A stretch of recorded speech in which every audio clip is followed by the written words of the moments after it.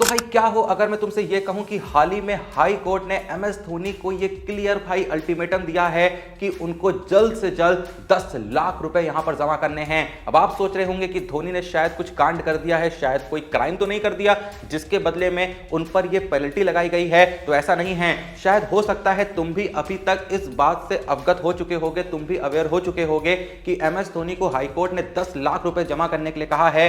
लेकिन यह पूरा मामला है क्या, अभी मैं तुमको बताऊंगा, ए टू जेड पूरा मामला समझा रहा हूं। उसी के लिए मैंने स्पेशली ये वीडियो बनाई है। तो जो बता रहा हूं, जो यहां पे समझा रहा हूं, ध्यान से सुनना।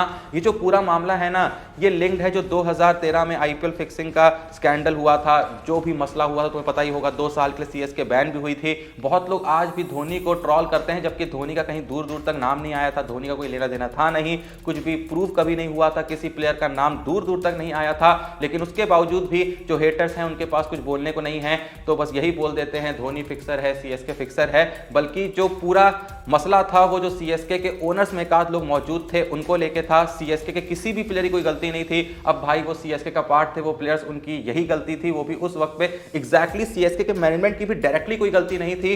कुछ पीछे ऐसे मसले क्रिएट हुए थे जिनकी वजह से ये पूरा मामला हुआ था। कभी स्पेशली उसमें वीडियो बना दूंगा कि असल में वो फिक्सिंग स्कैंडल था क्या, ताकि अच्छे समझ में आ जाए। लेकिन फिलहाल हाई कोर्ट ने 10 लाख रुपए धोनी से क्यों मांगे हैं, वीडियो देखते रहो, अभी बताता हूं। तो भाई देखो, ये जो पूरा मामला है ये साल 2013 में शुरू हुआ, जब आईपीएल में स्पॉट फिक्सिंग और बैटिंग स्कैंडल ने पूरे देश को हिला दिया था। इस इन्वेस्टिगेशन के दौरान उस वक्त के आईपीएस ऑफिसर संपत कुमार ने एक प्राइवेट टीवी चैनल पर डिबेट के दौरान एलिज तौर पर एमएस धोनी का नाम इस स्कैंडल से जोड़ा। समझे, जो आईपीएस थे संपत कुमार, उन्होंने, जैसा मैंने कहा, एक प्राइवेट टीवी डिबेट चल रही थी या इंटरव्यू चल रहा था, जो समझना है समझ लो, वहां पर एमएस धोनी का नाम उन्होंने इस स्कैंडल से जोड़ दिया था। उन्होंने कहा था कि धोनी भी इस सट्टेबाजी यानी कि बैटिंग में शामिल थे।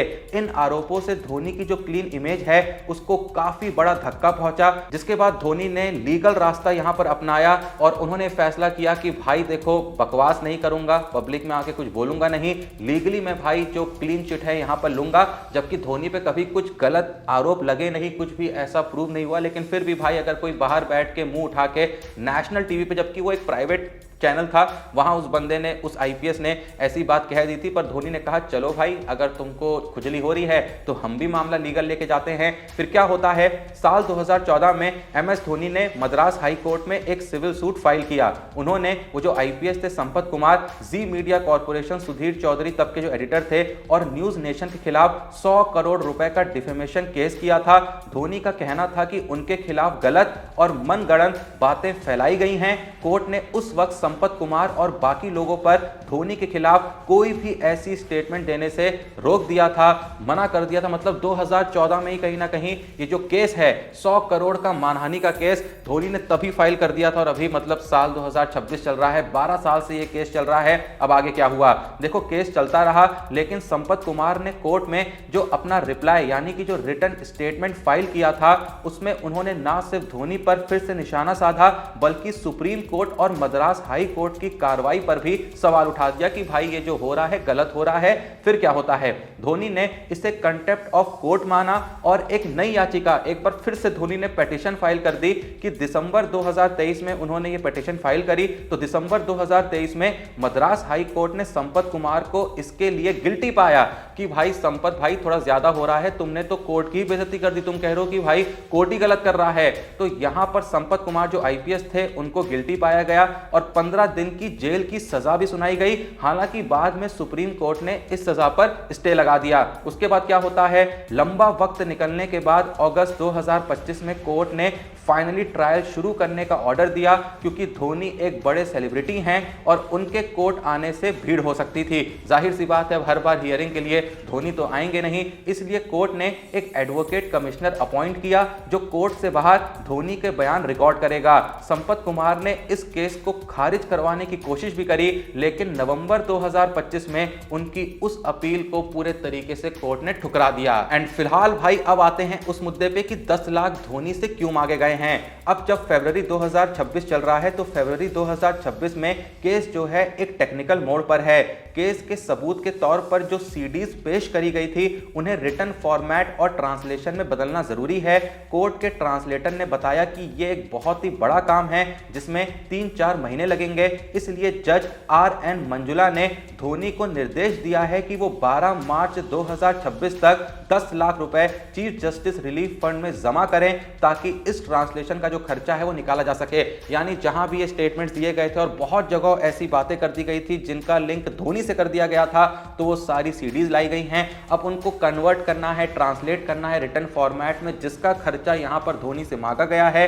अभी ये केस चल रहा है, नतीजा कुछ नहीं निकला है और 99.9% यहां लोगों को उम्मीद है कि भाई जो संपत कुमार हैं, जो IPS है, या वो जो कॉर्पोरेशन है, जो मैनेजमेंट के लोग हैं, जो भी लोग इस चीज में इन्वॉल्व हैं, जो बार बार धोनी का नाम लेने में लगे थे, जिसकी वजह से धोनी की जो छवि है वो खराब हो रही थी, वही लोग यहां पर हर्जाना भरेंगे। धोनी को इस केस में जीत हासिल होगी, लेकिन जिस तरीके से केस चल रहा है मुझे नहीं लगता कि आने वाले 5, 10, 15 सालों में नतीजा आएगा, क्योंकि भाई 2014 से चल रहा है, 2013 का मामला है, 2014 में केस फाइल हुआ था, तो 12 साल से चल रहा है। बहुत ही स्लो प्रोसेस है, धीरे धीरे कुछ ना कुछ यहां सामने आ जाता है, जिसकी वजह से केस थोड़ा पीछे जाता है, थोड़ा आगे जाता है। खैर अपने को क्या, फिलहाल जो ये खबर चल रही थी कि 10 लाख रुपए यहां पर धोनी से मांगे गए हैं, तो धोनी की कोई गलती नहीं है। वो क्यों मांगे गए हैं, जैसा मैंने कहा, जिस डिबेट और जिन इंटरव्यूज में ऐसी बातें करी जा रही थी अलग अलग न्यूज चैनल्स के द्वारा, जहां पर धोनी का नाम इन्वॉल्व कर दिया जा रहा था, उस फिक्सिंग स्कैंडल से धोनी ने केस फाइल किया है,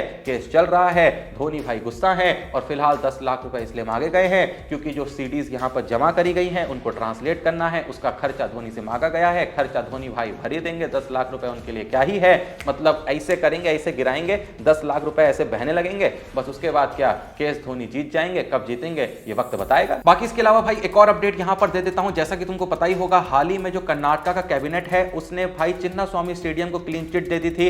पहले यहां पर मैचेस होना बैन हो गए थे क्योंकि भाई IPL 2025 जीतने के बाद वो जो स्टैम्पेड हुआ था चिन्नास्वामी स्टेडियम के बाहर, जहां लगभग 11 लोगों ने जाने गंवाई थी, 50 से ज्यादा लोग जहां पर घायल हुए थे, उसके बाद भाई ये तय किया गया था कि फिलहाल के लिए चिन्नास्वामी स्टेडियम में कोई भी इंटरनेशनल या फिर डोमेस्टिक क्रिकेट का मैच भी नहीं खेला जाएगा। तो माना जा रहा था RCB शायद अपने होम मैचेस जो है वो IPL 2026 में किसी और स्टेडियम में खेलेगी। फिर ये भी खबर आई थी कि DY पाटिल स्टेडियम जो है मुंबई का, जहां मैचेस हो सकते थे, माना जा रहा था RCB अपने होम मैचेस वहां खेल सकती है, लेकिन मुंबई इंडियंस ने मना कर दिया RCB को कि नहीं भाई हम नहीं खेलने देंगे। लेकिन जस्ट उसके एक आध दिन बाद ये खबर आती है कि कर्नाटका कैबिनेट ने बैन हटा दिया है, चिन्नास्वामी स्टेडियम में RCB अपने होम मैचेस IPL 2026 में खेलेगी। जिसके बाद ये भी माना जा रहा है कि IPL 2026 की ओपनिंग सेरेमनी, जो कि ज्यादातर जो विनिंग टीम होती है पिछले साल की, उसके होम ग्राउंड पर ओपनिंग सेरेमनी होती है, वहां पर ही पहला मैच खेला जाता है। तो माना जा रहा है कि IPL 2026 का पहला मैच भी चिन्नास्वामी स्टेडियम में खेला जाएगा। RCB खेलेगी उस पहले मैच को, RCB के सामने पंजाब रहेगी जो कि पिछले साल की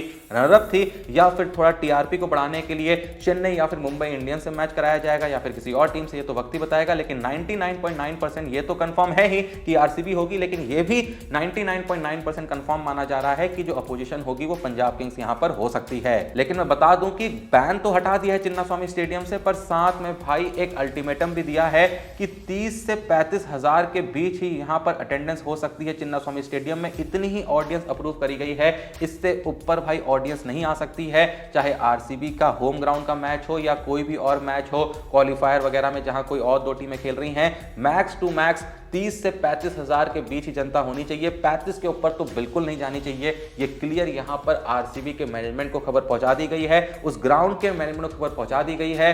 तो बस यही मुझे बताना था। बाकी आज की वीडियो को यहीं पे एंड करते हैं, तब तक के लिए जय हिंद, धन्यवाद।